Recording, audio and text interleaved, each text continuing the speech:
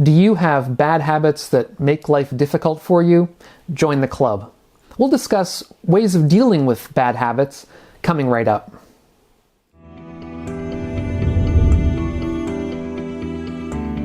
I'm Doug Smith. I'm director at the Online Dharma Institute. That's onlinedharma.org. If you're new to the channel and interested in living a wiser and a kinder and a calmer life, consider subscribing to the channel. And if you're also interested in learning more about wisdom and kindness and calm, check out this new mini course I have over at the Online Dharma Institute, and you can check out the other courses we have over there as well. So I had a question a while back from Mark Wallace, who asks about bad habits.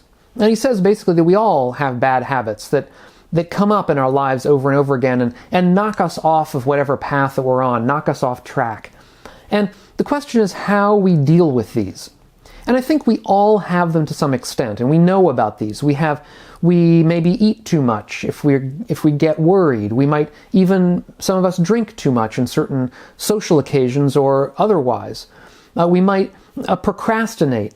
We might get involved with people that really aren't good for us over and over again.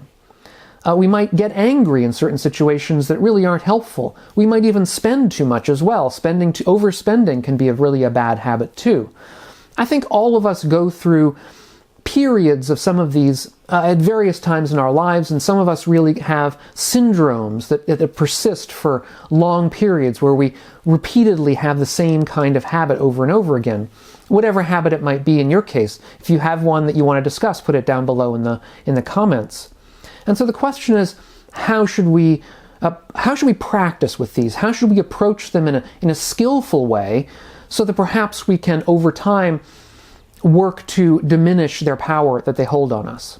So before I get to some of the topics in early Buddhism on this and some potential pointers, I do want to emphasize that I'm not a psychologist or a psychiatrist. So what we're talking about here are everyday kinds of bad habits, the kind of typical bad habits that most of us share during our lives. I'm not talking about more serious issues such as, let's say, obsessive-compulsive disorder or other kinds of mental disorders. If something is a real problem for you in that sense, then I would really urge you to seek professional help. Seek professional help first, get those things dealt with. The more normal kinds of bad habits that we all share will still be there when you've done that. Then you can come back and we'll deal with the material in this video. So in early Buddhism, there was the idea of what's called in Pali the anusayas, or underlying tendencies of the mind. And I discussed these in a video a while ago. Traditionally, there are 7 of them. There's greed for sense pleasures first. There's repulsion or anger towards things that we don't like. There's a tendency towards views and opinions. Then there's doubt, our tendency to doubt things.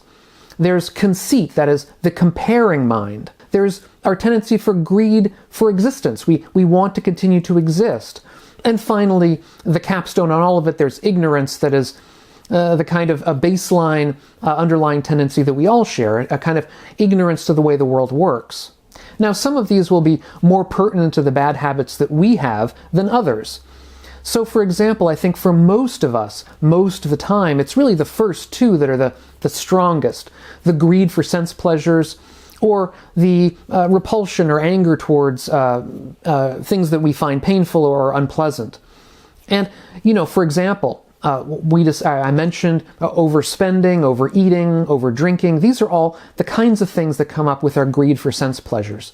So when we're in a particular kind of state, these underlying tendencies come up in us. The underlying tendency for greed for sense pleasures, that underlying state within our minds makes us indulge in these kinds of bad habits over and over again. And I think it can be useful to us to conceive of a bad habit in these terms. So we might ask, what is the pleasure that we get out of doing this action? What is the pleasure that comes up? How does that come up in our experience? And we might see that whenever these habits arise, they arise due to a desire for a certain kind of or desire in the sense of greed for a certain kind of pleasure, or a repulsion against a certain kind of thing that we don't like. But this will depend very much on the case. It might be that you have a tendency of getting into arguments over your views and opinions. That's another one of these underlying tendencies. It might be that you have a tendency of not starting things because of doubts. That's another underlying tendency. Or you have a tendency of comparing yourself to others in certain circumstances, so that you think you're better than others. You sort of puff yourself up, and that gets you into trouble sometimes. Or maybe it's the reverse. You think of yourself as worse than others, and so either you feel a lot of resentment, or you just don't do things in a certain way because you just don't think you're capable of it. There's lots and lots of underlying tendencies that are underneath. In other words, different ones are underneath certain of our bad habits and not others, right? So we have to find the right underlying tendency. It may even be a bad habit of worrying too much about your own mortality. That is involved with the underlying tendency of sort of greed for continued existence that we all share. And what is helpful in this way of thinking of things is to analyze the character of our experience and to think of it in impersonal terms. So it's not my underlying tendency so much as it's just an underlying a tendency in the mind, if you like. Thinking of it in these kind of objective third-person terms. These are things that arise in the mind. They're not parts of me. They're not parts of who I am. And they're not permanent. They're not always there in the sense that they're not always arising. So they're things that we can work with and things that we can think of in sort of objective terms as arising and passing. And here also it's important, I think, to consider the full development of these tendencies within our bad habits. The full development, the beginning process, where they get started, the kind of first arising of it, then the flowering of the tendency or the bad habit, and then what happens afterwards. And within this arc of arising and decaying, which is what they all will share because they're impermanent, we will find probably, you'll have to discuss or discover this in your own experience, but we'll tend to find certain kinds of regularities. We'll have, at the beginning of it, a feeling of that we want to do it because we're going to get some pleasure out of it, either because it's a greed for a pleasure, or because it's pushing away something that we don't like, and so by pushing it away, let's say angrily or whatever, that we're gonna have more pleasure than we would have otherwise. These are the feelings behind behind the initial arising of the tendency, let's say. For example, if we're getting into a discussion with somebody about views, about our opinions, then we think, if I get really angry, then the other person will capitulate and I'll feel better because everyone will agree with my view. That's kind of the kind of thoughts that go on in our mind, even if we realize after the fact that they're really not likely to be true. And then if these are, and we're assuming these are all bad habits, and what makes them bad? Well, what makes them bad habits is that after this arc has gone through its process, at the end, there's a lot of unpleasantness. And indeed, much more unpleasantness afterwards than we really thought of escaping at the beginning. We're really getting ourselves deeper into a hole here. That's the whole point of these being bad habits. And so part of the practice, I would say a key part of the practice, is to make ourselves aware of the character of what happens after this whole thing, after this whole process is decayed. That is, at the end of it, we're basically sitting with a kind of displeasure. And we need to sit with that displeasure. We need to put our faces in front of it, or put it in front of our faces, if you like. We need to sit with it in meditation. Because I would say and this is a tendency, in fact, the second tendency is one of repulsion. We tend to be repulsed by the displeasure that happens at the end of this whole thing. So one of our tendencies is when this system decays into the bad results after the end of it, we're repulsed by that, we push it away, we pretend it doesn't exist. We can even, I did an earlier talk on spiritual bypassing. There's a perfect example of, it can be anyhow, of spiritual bypassing. We just Either we minimize it, we forget it, we push it out of our minds, we pretend it doesn't exist, so that the next time that this kind of thing happens, the next time we get ourselves into the same situation, we're hooked by that same first thing because we've sort of forgotten or pushed away or minimized the bad results of it. So if we want to really get over these bad habits, part of our practice has to be a practice of sitting with what happens at the end, sitting with the feeling of unpleasantness at the end, really understanding that as unpleasant, understanding it in a direct, present moment kind of way, that this is unpleasant. And it's not to be obsessed about it. That would be counterproductive. We don't want to obsess about it, but we do want to sit with it and be aware of it and make ourselves aware of it. And this process of unlearning these habits is always going to be a long one. And the more ingrained the habit is, the longer it'll take to unlearn it. But it is a process that can, at least in my experience, can work. I had many bad habits that I don't have so much anymore.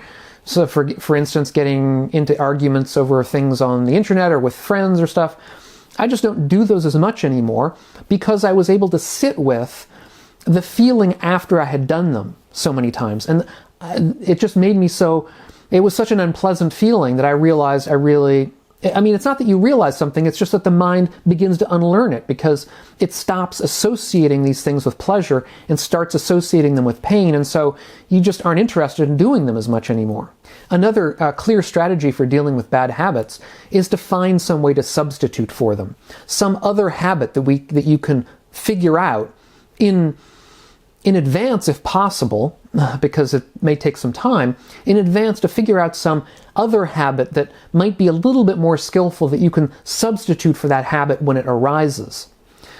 So for example, if you have a habit of getting angry, one of the typical ways people talk about in psychology is counting to 10. That's a habit that you can, when you feel the anger arise, you can perhaps substitute for doing something less skillful, just counting to 10. Or you can perhaps substitute a loving kindness practice. It may, in fact, it certainly will feel forced the first few times you do it, first many times you do it in that kind of context, but at least it gives you a little bit of space between the kind of stimulus out there and your response to it, a little bit more space where you're not going to necessarily act with as unskillfully as you would have ordinarily. Or perhaps if you have a tendency, let's say, of eating too much when you're worried, maybe think of some other kind of strategy you can use when you're worried.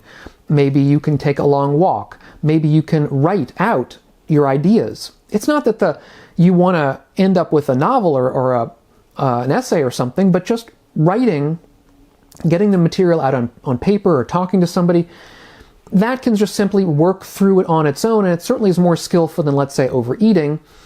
Of course, you'll have to think up in your own life what you think is going to work best for you, but something that is a habit, something that you can turn your mind to in the circumstance that's a little bit better than the one that you're trying to get over.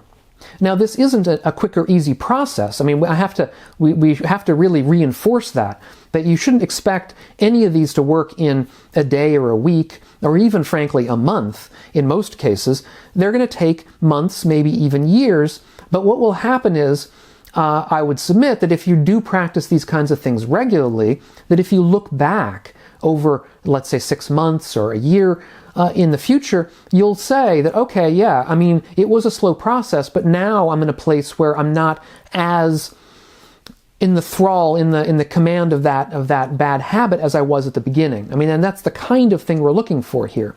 And we have to say that the Noble Eightfold Path, which is the sort of the most famous path of early Buddhist practice, the Noble Eightfold Path is in a way a path of getting over all of these kinds of bad habits, of these underlying tendencies. In fact, that's the sort of the point of it.